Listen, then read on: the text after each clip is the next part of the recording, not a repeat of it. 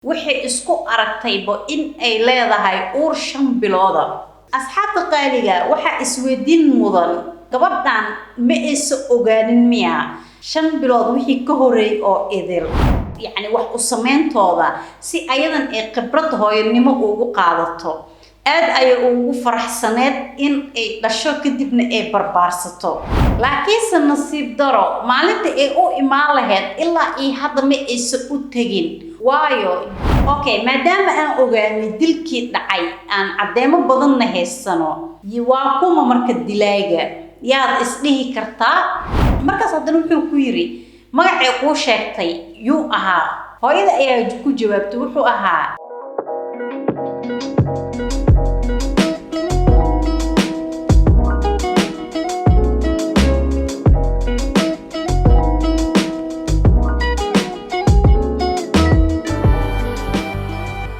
السلام عليكم ورحمة الله وبركاته أصحابتي القالقة وبلاشين زيو إذن الله أنا هو عافمات قواء إنك بيجي عافمات قبتين أنت إنك حنوصن رب سبحانه وتعالى إنه عافيه أنت عافمات كهيستن الله سبحانه وتعالى الزياديو أنت إنك نمطين إلهيها ونحرسته كوب إيصادنكي أغسطس لبضكم طبعا إيكودي حلي إيتاهي هبين مجدية حافظ لغو مقعاو بوني فيستا دقمدا ميشيغان ayaa rondo waxa ku sameeyay askari lagu magacaabo Kenti Blue sida uu caadada ahayd habeen walba wuxuu rondo ku sameeyaa isla xaafadaas qaasatan shaarica weyn ee mar xaafadaas kadib wuxuu la kulmay gaari yaalo wadada dhinaceeda wali si qaab daran u yaalo kadib ayuu beegsaday barti gaariga si uu u arko gaarigaas iyo dadka dhex saaran kadib hal mar ay indhihiisa waxay qabteen gabar xaamila kursiga hore ku fadhiiso kadibna qoorta silig loogu duubay siligaasna wuxuu kula xirnaa kursiga dambe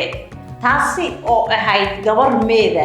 Master Blue ayaa isla markii naxdin soo wajahday asigoo fajacsan 25 fikradoodna maskaxdiisa ku soo dhaceen ayaa isla markii meesha waxa ku soo maray askari kale oo lagu magacaabo Tim Patterson isla askariga kale ayaa ka naxay dhacdada foosh xun oo meesha taalo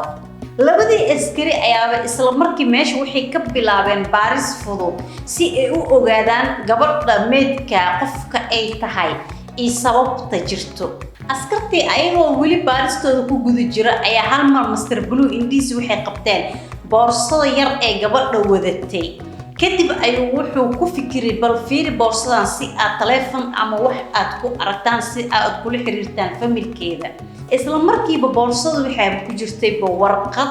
lagu qoray computer taasi oo haddana micnaheedu ahayd in ay gabadhu ayada isdishaybo iyo sababta ay isku dishay warqada ayaa waxaaba ku saxiixnaa magaceeda oo ahaa Jenny Webb kadib markaas ay booliska waxay ogaadeen gabadhan qofka ee tahay iyo magaceedaba marka waa su'aalay Jenny Webb waa kuma ama waa qofma Jenny magaceedu buuxo ayuu yahay Jennifer Webb taasoo asxaabteeda ugu magacaabi jireen Jenny waxay ahayd gabar 32 jir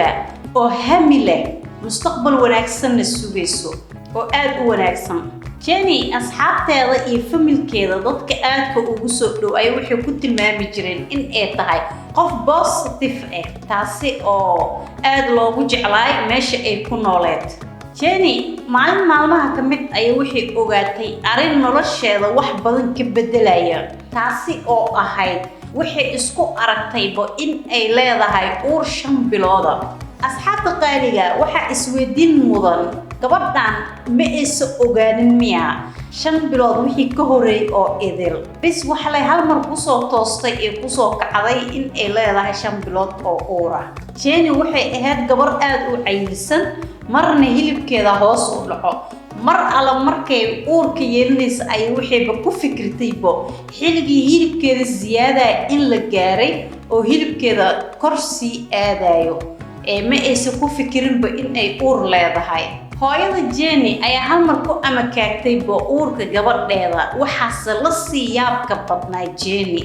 oo la yaabtay uurka ay leedahay sababtoo ah Jenny xilligaas ay nolosheeda nin kuma uusan jirin familna ma aysan ahayn oo reerkeeda sababtoo ah Jenny xilligaas family ma aysan ahayn ninna saaxiib ma aysan la ahayn sidee marka ay ku yeelan kartaa uur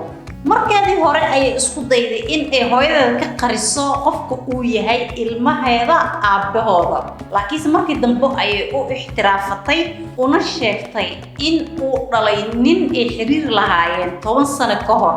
hooyadeed walwal iyo amakaag ayay la yaabtay kadib ay wixii is weydiisay goormay is arkeen oo wata weligood khilaaf u dhaxay jiray noloshooda maba ay ku heshiinin guure sidee uur ugu qaaday taasi ayaa ahayd mid hooyad isweydiinaysay dumarka badankooda markay uur yeeshaan weli aan rabin aabahood in ay sheegaan ama ay sabab meel ku ogeen ayay waxay ku fikiraan fikir shaydaannimo si ay cunugaas nolosha u dhaafi lahaayeen ama ay sabab u dhalinbo laakiinse Jenny taas way ka duwneed waxay ahayd hooyo aad u wanaagsan oo cunugeedii ayba aad u jeclaatay kadib ay go'aan waxay qaadatay in ay meel la degto ilmaheeda yarna ay barbaarsato kadib ay guri iibsatay gurigeedii ayay dhisatay ayadoo fikradeeda ay tahay in ay noqoto single mother ay waxay soo ogaatay ilmaheeda haddana in ay yihiin wiilkeedii ay waxay u baxsatay Braxton go'aankeed ay waxayba ku saxiixatay in aysan la noolaanin hooyadeed ninkeedana aysan ku dhihin uur ayaan ku leeyahay ay cunugeeda iyo ayada meel qaas ah degaan ayadoo ka fogaanayso mushaakil in uu ugu yimaado ilmaha aabahooda laakiinse bilooyin kadib way u sheegtay cunuga aabihiisa in ay uur u leedahay Jenny aad ay hadda u faraxsan tahay waxay ku jirtaa bisha 8aad waxay soo dhaweynaysaa ilmaheeda yar waxay u diyaarisay wax walba ay u baahan yihiin ilmahaas yar Jenny waxay lahayd saaxiibad lagu magacaabo Andrea waxay haysatay 2 cunug oo mataana ah oo ayadana ay goordhow dhashay Jenny ayaa waxay eeba go'aansatay ama ay sameey jirtay mar walba si ay u tagto guriga saaxiibadeeda si ay ugu caawiso ilmaha yar haysmadooda يعني wax u sameentooda si ayadan ay khibrad hooyanimo ugu qaadato aad ay ugu faraxsaneed in ay dhasho kadibna ay barbaarsato adoo sodonkeeda 2011kii mar ay soo kala tagayeen saaxiibadeed ay waxay u sheegtay in aysan berito u imaanaynin waayo beri waxaan leeyahay ay ku tiri dhakhtar mawcid marka waxaan ku imaan doonaa maalinta xigto laakiin nasiib daro maalinta ay u imaan lahayd ilaa ay hadda ma aysan u tagin waayo Jenny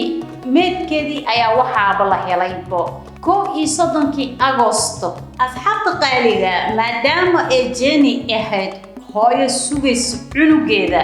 ugu soo guurtay gurigooda una samaysatay guri qaas ah maalin walbana saaxiibadeeda ugu tagi jirtay si ay khibrad ugu hesho sida loo xanaaneeyo ilmaha maxay tahay marka sababta ay isku dishay ama ay isku dili kartaba booliiska meedka waxay u qaadeen mashraxa ama meesha lagu baaro meedka si ay jirkeeda ugu fiiriyaan faro waa hadiiba laga helayo okay hadda dib aan u laabano waxaan u laabanaynaa gaariga iyo wixii laga soo dhaxelay booliiska ayaa shaki wuxuu galay gabadha inay ayada isdilin waayo warqadii la helay ayaa waxa ay u qorneed qaar computer ahaan waa qofka inuu isdilayo oo haddana warqad soo computereenayo weli asigoo ku sheegay inuu isdilayo tan labaad oo booliiska shaki gelisay ay waxay ahayd warqadda ayaa waxaaba ku qornay Jenny aabii hore cunugu ku sheegtay in uu been ahaa oo hadda warqadda ay ku qoran yahay cunuga aabiiso lagu magacaabo Karees taasi oo weli warqadda ku sii cadeynayso in aysan aqoon u lahayn ay hal habeen bis soo aragtay sabab markii hore been ugu sheegtay hooyadeed haddana warqadda u leedahay cunuga aabiisa waa ninka oo waa hebel maxay tahay iskir loo xilsaaray in uu soo sheego gabadha hooyadeed ayuu markuu u tagay ku yiri gabadhaadu way isdishay warqadan ayay qortay hooyadii ayaa isla markii diiday in ay gabadheeda isdishay teeda kale hooyadeed waxay sheegtay in ay warqadan gabadheeda qorin waayo gabadheeda weligeed bo gacanteed in ay wax ku qori jirtay